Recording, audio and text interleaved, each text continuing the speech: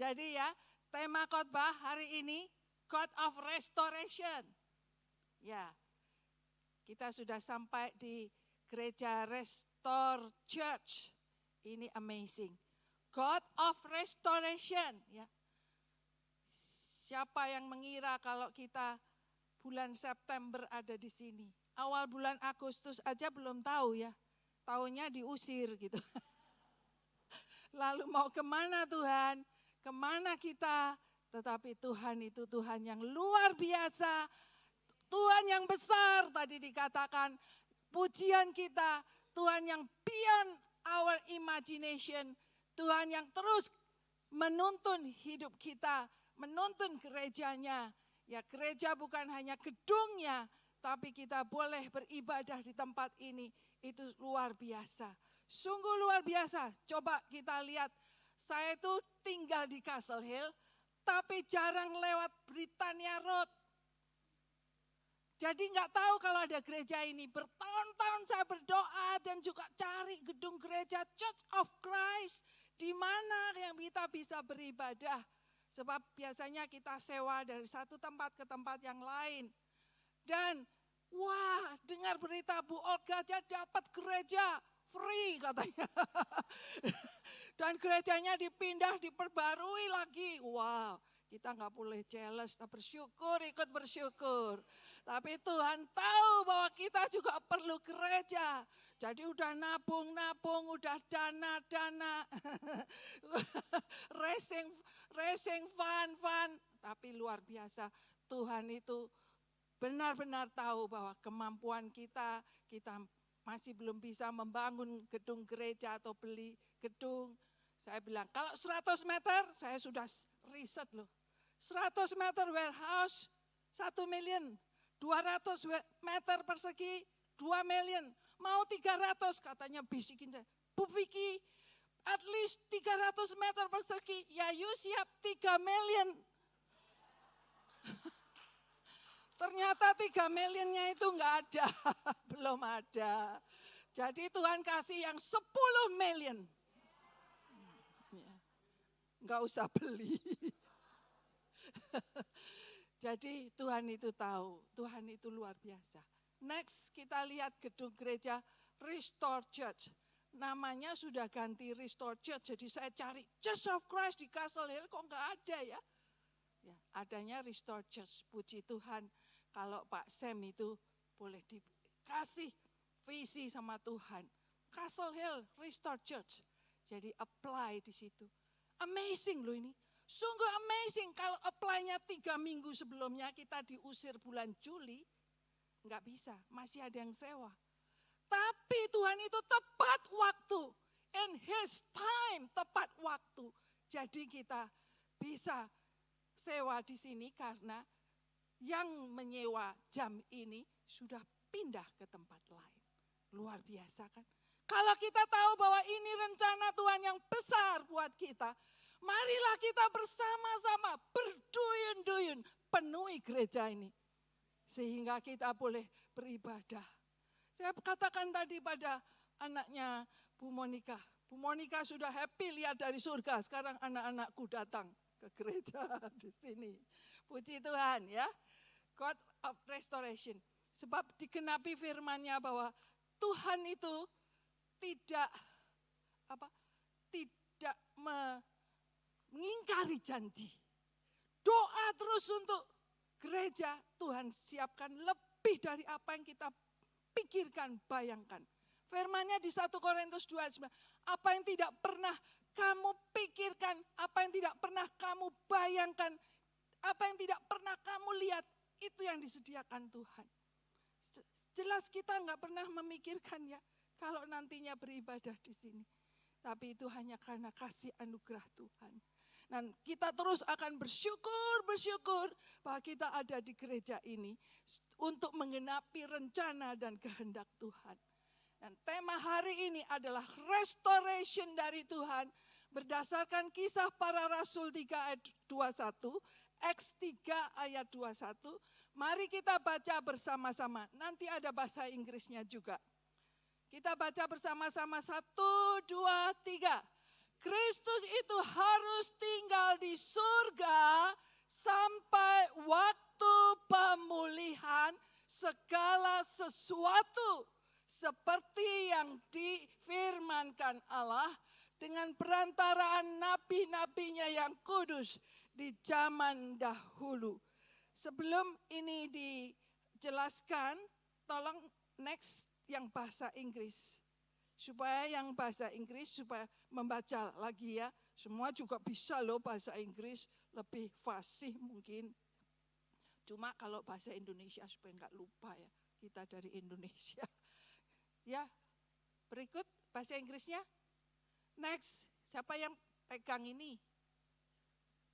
Berikut, next. Ada. Ini maksudnya. Yang soalnya ini yang buat PowerPoint. Kalau itu yang cetik-cetik. Enggak apa kerjasama ya. Suami istri harus kerjasama. Kuncinya maklum. Itu kunci. Ya. Jadi kita baca lagi bahasa Inggris karena saya berkata ini belum dijelaskan. 1, 2, 3. He must remain in heaven until the time come for God to restore everything. As he promised long ago through his holy prophets. Ini enggak dicomot-comot ya. Perhatikan konteksnya. Dalam konteks pemberitaan tentang Yesus. Dalam konteks kisah 3 itu Petrus berkhotbah dan menekankan Yesus tinggal di surga untuk mengadakan restoration. Kembali sekarang ya, yang tadi dijelaskan. Jesus our King ini alasan bahwa Yesus tinggal di surga. Itu dia memberikan mandat kepada anaknya, Bapak itu memberikan mandat kepada Yesus. Coba ucapkan, di sini kok enggak lain ya? Di sini lain dengan yang di situ. Oke, nah begitu. Ya ini butuh bantuan, tim apa namanya? Media. Ini penting loh tim media. Kalau perlu, di sini ada Alex. Training kita semua yang perlu dikembangkan bakat tim media. Butuh tim media ya, setuju Pak Gem ya. Ini semua pakai begini-begini, tik-tik-tik begitu supaya cepat gitu ya. Nah, coba dibaca, Yesus di surga sebagai our King, ini berkata, Yesus mendekati mereka dan berkata apa? Kepadaku telah, bukan akan, telah diberikan apa? Segala kuasa di surga dan di bumi. Enggak janjian loh dengan Lia, tapi dia pujiannya tadi hebat. Dia pilih lagu Yesus Raja, berkuasa di surga dan di bumi. Itu menjawab restoration setiap masalah dalam hidup kita. Untuk khotbah ini saudara, bukan teori, tapi saudara berteduh hati, minta Roh Kudus bicara, sebab Tuhan tahu apa yang sedang saudara dan saya hadapi. Yang saya gumulkan mungkin saudara enggak tahu. Pikirnya Bu Vicky ini enak aja. Khotbah gitu ya. Pintar ngomong gitu ya. Enggak loh. Ya harus menggumulkan firman Tuhan. Dan ini andalannya. Kuasa Yesus di surga dan di bumi. Yang menentukan dalam hidup kita semua. Dia Bapa yang penuh kasih. Dia tidak mau kita itu dalam kuasanya untuk dibinasakan. Tidak, no. No one perish, kata Tuhan. God so loved the world, so he gave his only son. So, everyone who believes in Jesus, no perish, not perish, but have eternal life. Itu firman yang mengubah hidup saya. Dari kecil sudah diajar firman Tuhan, tapi satu saat restoration dalam hidup saya. Karena tanpa menyadari siapa Yesus, perishlah saya walaupun ke gereja tiap minggu. Harus mengerti bahwa hanya dengan Yesus kita diselamatkan. Dia datang ke dunia ini untuk menyelamatkan saudara dan saya. Dia pulang ke surga, apa? Jesus in the presence of God, and the right hand of the Father. Dia itu intercede terus berdoa untuk saudara dan saya, Roma 8:34. Saudara, kalau nggak ada yang mendoakan, ingat Tuhan Yesus mendoakan. Saya itu tadi baru ketemu Fitri. Fitri ya namanya. Bertahun-tahun yang lalu, Mama minta doakan Fitri. Saya nggak tahu masalahnya apa. Tapi hari ini bisa ketemu setelah sekian tahun. Tuhan jawab doanya. Nah, ini Tuhan mendoakan syafaat kita. Bukan pendeta, tapi Yesus mendoakan kita. Bersyukur kalau saudara punya Tuhan yang hidup, berkuasa, dan mendoakan kita. Itu sebabnya restoration terjadi. Apapun yang saudara alami, firman Tuhan katakan bahwa Yesus harus tinggal di surga. Sampai waktu pemulihan, ada waktunya. Memang semua ada waktunya. Sampai waktunya tiba, terjadi pemulihan. Waktu menunggu itu pun bagus. Supaya kita dibentuk, supaya kita ditarik mendekat kepada Tuhan. Supaya kita melekat kepada Tuhan. Supaya kita memikirkan Tuhan, berharap pada Tuhan. Dan satu-satunya pengharapan, satu-satunya pertolongan, minta tolong Tuhan. Manusia, raja di dunia, tidak bisa diharapkan. Tapi Tuhan tahu hati kita. Hanya Engkau Tuhan satu-satunya pengharapanku. Maka Tuhan itu pada waktunya menyatakan pemulihannya. Berikut itu peran Yesus di surga. Minta Roh Kudus nanti. Kalau saudara sedang sedih di dunia, di surga itu sedang mendoakan saudara. Puji Tuhan. Yang kedua, caranya kalau saudara sedang mengalami tekanan hidup, kesesakan demi kesesakan, minta wisdom dari Tuhan. Ini apa sih maksudnya? Yakobus bilang, kalau kamu jatuh di berbagai ujian, itu ujian. Memang ditulis pencobaan ujian, tapi lebih ke ujian tes iman. Itu minta hikmat Tuhan untuk mengerti apa maksudnya. Sehingga saudara di dalam menunggu waktu pemulihan, itu juga sudah ada jawaban-jawaban janji firman Tuhan. Nah, saudara, saya bawa di sini supaya Roh Kudus itu memberitahu rema buat saudara dan saya. Christ become to us wisdom from God. Jesus Christ is our wisdom. Bukan caranya gimana ya menyelesaikan. Caranya gimana. Bukan ini dipikir dari kepala ke bawah, bawah ke kepala. Gak bisa. Wisdom.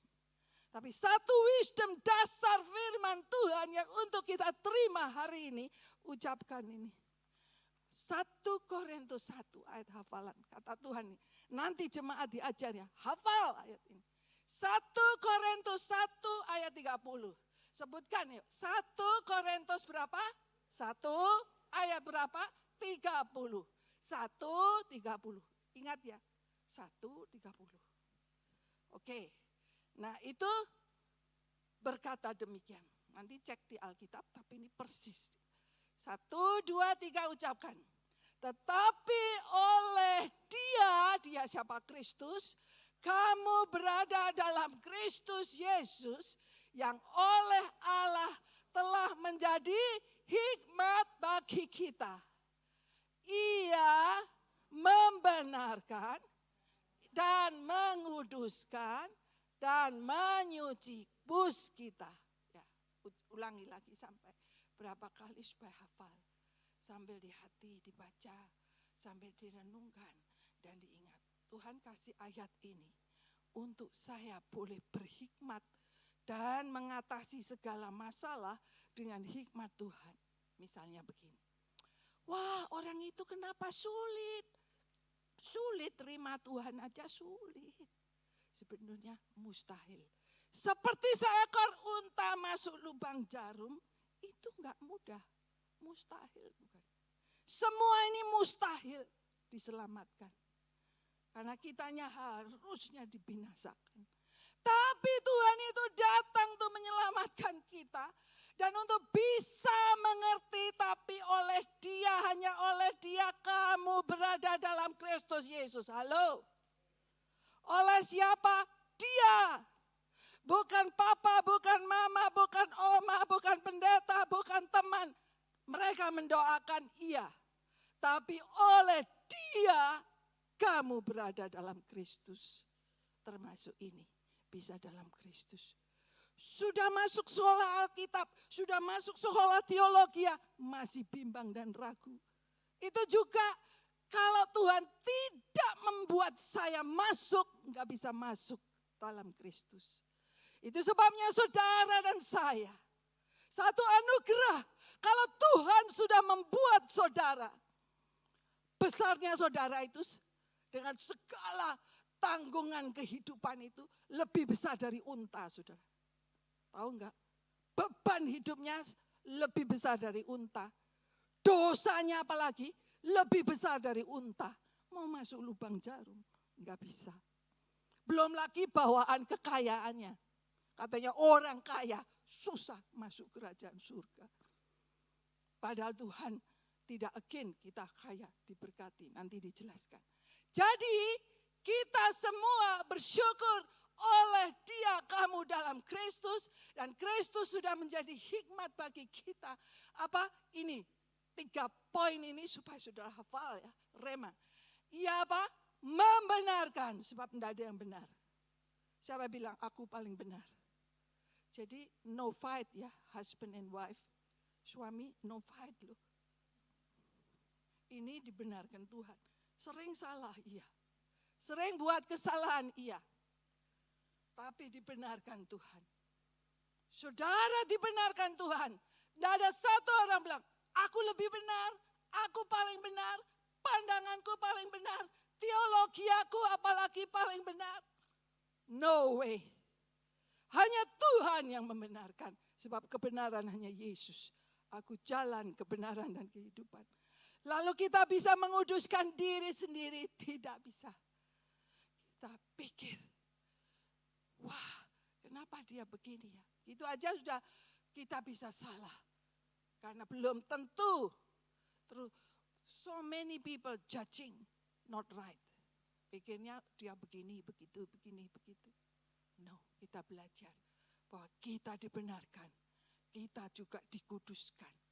Dikuduskan tidak hanya dihapus dosanya, dikuduskan sanctification terus menerus oleh Yesus sekali terus menerus. Itu luar biasa. Minta Roh Kudus untuk menyadarkan supaya kita dikuduskan. Dikuduskan sekali untuk selama-lamanya. Dipisahkan, dikuduskan, ditargetkan untuk pas targetnya kekudusan Tuhan. Dan menebus kita. Sering saya tanya di LG, apa itu arti menebus, menebus, menebus? Apa arti menebus? Barter katanya. Apa itu barter? Saya waktu dengar itu barter, apa barter? Tukar, change, ditebus itu ditukar. Posisi saudara diambil oleh Yesus. Yesus mati di salib. Harusnya kita yang mati di salib. But posisi our position change. Jesus took our position. So you and me took his position as a children of God. Amazing. Ini minta Roh Kudus nanti dijelaskan. Dan itu ya yang kedua. Yang ketiga. Tuhan kalau restore, dia itu restornya bukan sama. Dulu saudara kehilangan apa? Pacar gitu ya. Kehilangan kekasih, kehilangan anak. Kemarin baru dengan Yana kita berkunjung ke satu keluarga, cerita bahwa anaknya itu keluarga pendeta juga. Itu kehilangan anak berturut-turut 3 anak. 1 anak keguguran, 2 anak mati di perut, 3 anak mati mendadak di tempat tidurnya. Sedang anaknya lucu-lucunya. Dibuka untuk mau diberi makan, minum, atau say hello, good morning, sudah enggak ada. Suddenly dead. 3. Tapi Tuhan memulihkan. Dahsyat sekali. Dan kalau dipulihkan, kata Tuhan di sini, double blessing for your trouble. 2 kali lipat. Ayatnya mana? Ayatnya mana? Ayo baca ayatnya. Di situ ayatnya ya.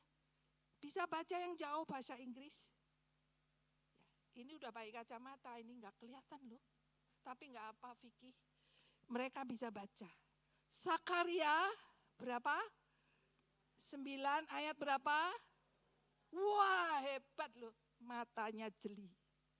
Tuh, Sakaria 9:12 ya. Yang berharap kepada Tuhan akan diberi pemulihan 2 kali lipat ya. Bahasa Indonesia berikut supaya jelas. Itu bahasa Inggris. Lalu Ayub, ingat Ayub. Diambil anaknya, diambil hartanya, diambil kesehatannya. Udah gak ada satu orang di dunia menderita seperti Ayub kecuali Yesus mati di salib. Tapi dipulihkan berapa kali? 2 kali lipat. Itu cek ya. Ayatnya berapa? Ayub 40 ayat 10 ya. Wah. 42 betul. Tuh yang jauh di situ. Jelas. 42 ayat 10. Sakaria berapa tadi? 9:12. Nanti di rumah dibaca ya, sambil didoakan. Aku berharap padamu Tuhan, percaya firman-Mu ya dan amin, terjadi dalam hidupku. Lalu juga tidak ada yang kehilangan seperti Ayub tuh. Semua itu ditulis di situ di Alkitab. Tapi setelah Ayub mendoakan sahabatnya atau temannya yang mengejek-ngejek itu, dipulihkan 2 kali lipat. Dan waktu persiapan ini terngiang-ngiang tuh. Siapa yang suka khotbah ini? Joyce Meyer ya. Siapa yang suka dengar? Double blessing for your trouble. Itu terngiang-ngiang terus. Jadi God restore double blessing for your troubles. God restore Yesaya 61 ayat berapa? Berikut.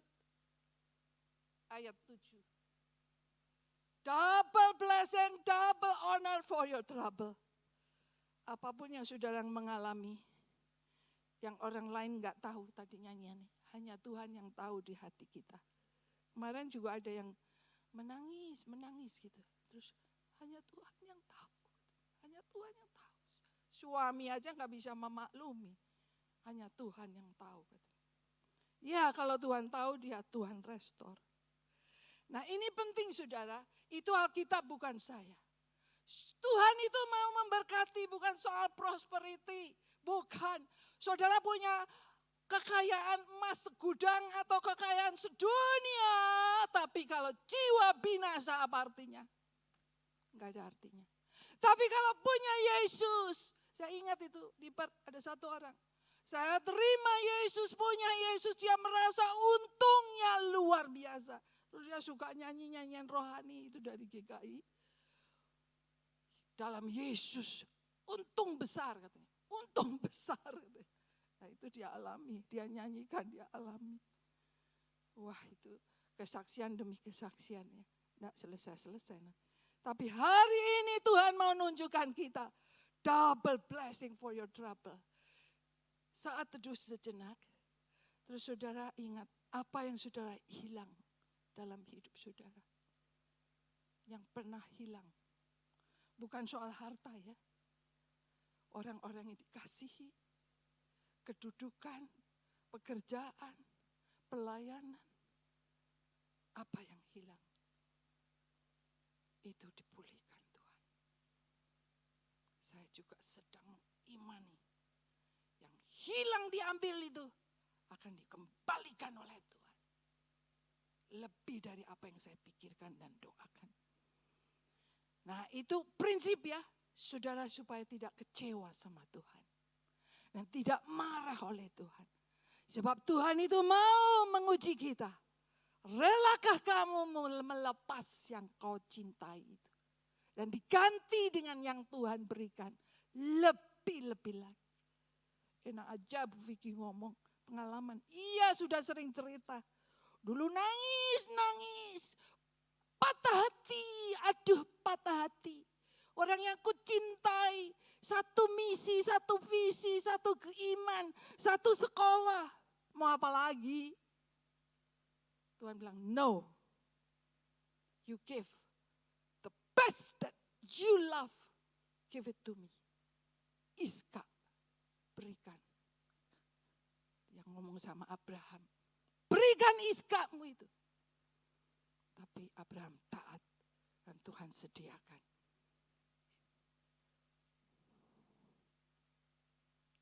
Lima tahun menunggu. Wih, Tuhan pulihkan loh. Lebih lagi. Orangnya ini loh. Di sampingnya Lia itu loh. Baiknya bukan main. Padahal orang-orang di sekitarnya bilang, kok Vicky mau ya sama dia? Tapi untung lagunya tadi, Tuhan sudah melupakan masa lalu. Jadi yang noti-noti yang dulu itu, saya nggak ingat lagi. Dan nggak tahu, sebab aku bilang, untung katanya.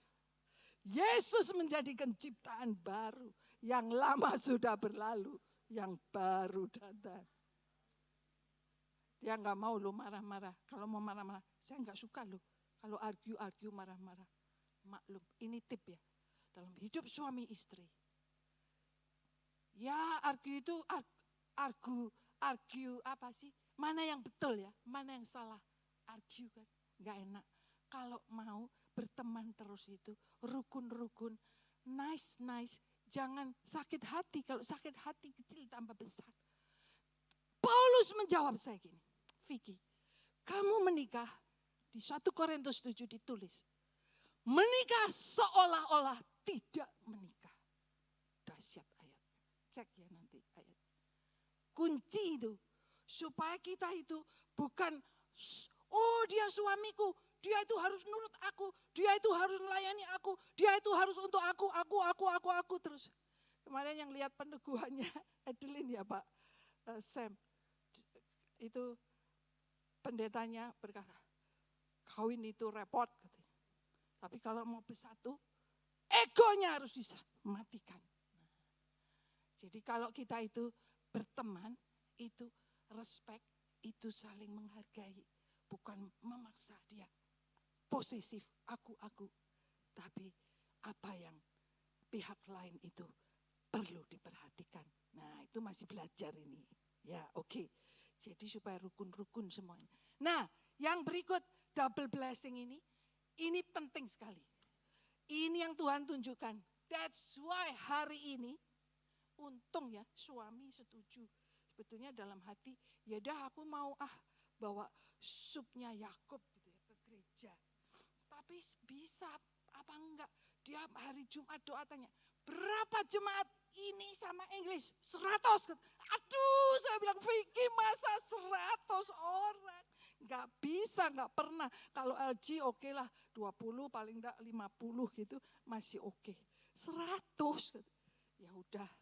Jadi untung gereja pindah sewanya siang sore ya. Jadi pagi siang bisa masak dan panci aja dipinjami Lia enggak cukup. Panci gede enggak cukup. Jadi tadi saya bilang pergi ke kamar beli panci. Ya khotbah, ya beli panci, ya masak, ya potong-potong. Enggak, jangan ditepuki. Karena dalam hati ini, aduh gitu ya, enggak. Untuk Tuhan katanya jangan adu. Tapi ini message-nya saya kirim ke WA. Nanti menu rohani jasmani sop Yakub. Sop Yakub ini saya pernah belajar satu buku dari Kevin Conner ya, itu nanti dibahas, bagus sekali. Jadi di Ibrani ditulis juga bahwa kita semua ini yang ditebus.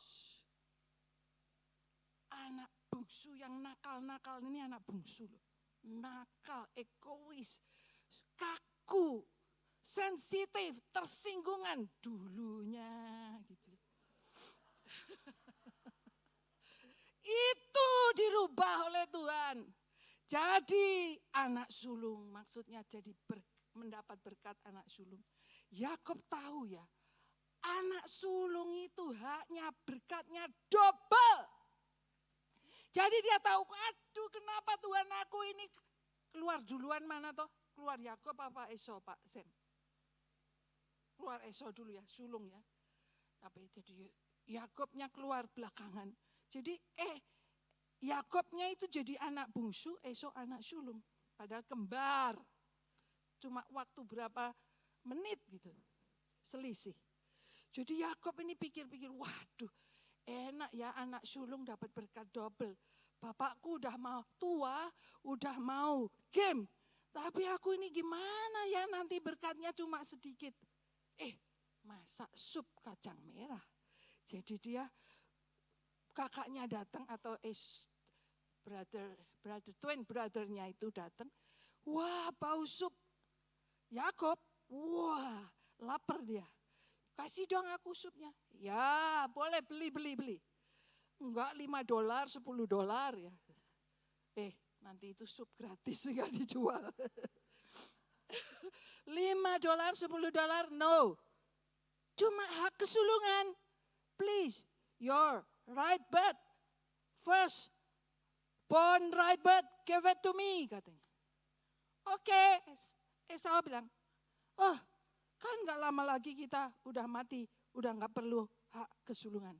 Jangan lo, hati-hati lo, semua harus beriman dalam Yesus menerima hak kesulungan. Itu jemaat firstborn, jemaat sulung. Ceklah ayatnya, aduh Vicky supaya cek. Ibrani berapa tuh?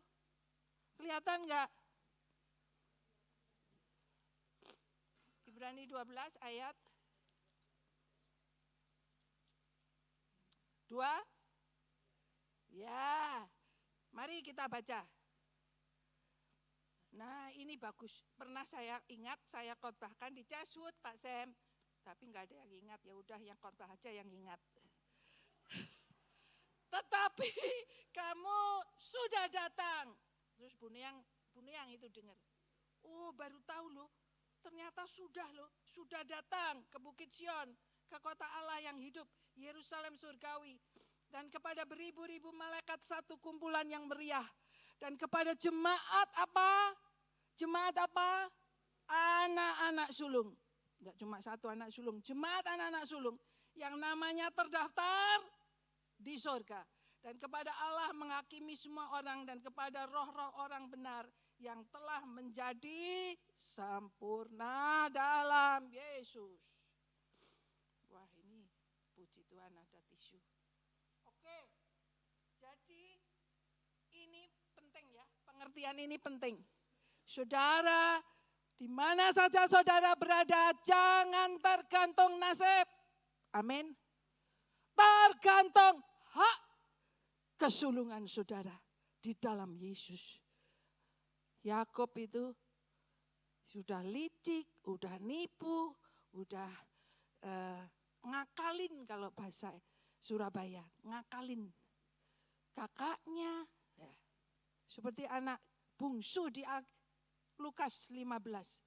Udah nakal, udah minta warisan, udah berfoya-foya, udah meninggalkan rumah. Wah, kita mungkin juga ada yang model-model begitu. Tapi kembali kepada Bapa, dipeluk, dipestakan, diberi jubah baru, cincin baru, kasut baru, dan menikmati hak kesulungan. Anak sulung iri, marah, tapi bapaknya enggak peduli. Ini anak yang mati dihidupkan kembali. Jadi ingat ya, double berkat anak sulung menjadi hak buat kita. Nah, sekarang kita baca sebelum ditutup Roma 8, kita itu sewarisan bersama Kristus. Di situ enggak ada catatan tapi Roh Kudus ingatkan, baca Roma 8 ayat 17. Dan jika kita adalah anak, maka kita juga adalah apa? Ahli waris. Maksudnya orang-orang yang berhak menerima apa? Janji-janji Allah yang akan menerimanya bersama dengan Kristus. Haleluya. Tepuk tangan dong. Tepuk tangan karena saudara menerima berkat anak sulung, yaitu kalau kita menderita bersama dengan Kristus, ya. Jika kita menderita bersama dengan Dia supaya kita dipulihkan, restore, juga dipermuliakan bersama dengan Dia. Nah, saudara, ini penutup. Siap-siap ya, LG, siap-siap. Penutupnya supaya tidak lupa, saudara kalau lagi sedih, Vicky kalau lagi sedih, jangan mikirin masalah. Count your blessing, not your problems. Halo? Amin? Count your blessing, not your problems. Pikiran ini jalan terus. Nanti kalau enggak mikiri suami, mikiri anak. Enggak mikiri anak, mikiri teman. Enggak mikiri teman, mikiri gereja. Enggak mikiri ini, terus enggak ada selesainya. Tapi bukan problemnya. Sudah enggak ada kepahitan. Halo? Kalau kita mikirin Tuhan, mikiri blessing-nya, enggak mikiri kepahitan. Tuhan menghapus kepahitan dan Tuhan memberikan double blessing. Amin. Saudara mau blessing-nya atau mau kepahitannya? Kepahitan enggak selesai-selesai. Udah dibuang. Dan ingat, berkat telah tersedia bagi saudara dan saya. Sebagai penutup, baca 1 Korintus 2 ayat 9. Berkat yang Tuhan berikan seperti tertulis untuk gereja ini restore buat kita semua maupun pribadi. Apa yang tidak pernah dilihat oleh mata, tidak pernah didengar oleh telinga, tidak pernah timbul dalam hati manusia. Semua yang disediakan Allah untuk siapa? Mereka yang mengasihi Dia. Saudara, beyond our imagination. Dan ini sudah jadi kenyataan. Kita beribadah di tempat ini. Pak Gembukem, dan jemaat semua. Mari setiap detik waktu kita ada di sini, semaksimal mungkin. Fellowship ya iya, menyapa ya iya, senyum-senyum ya iya, terus peluk-pelukan ya iya. Peluk kasih. Tuh. Ya puji Tuhan. Count your blessings, not your problems.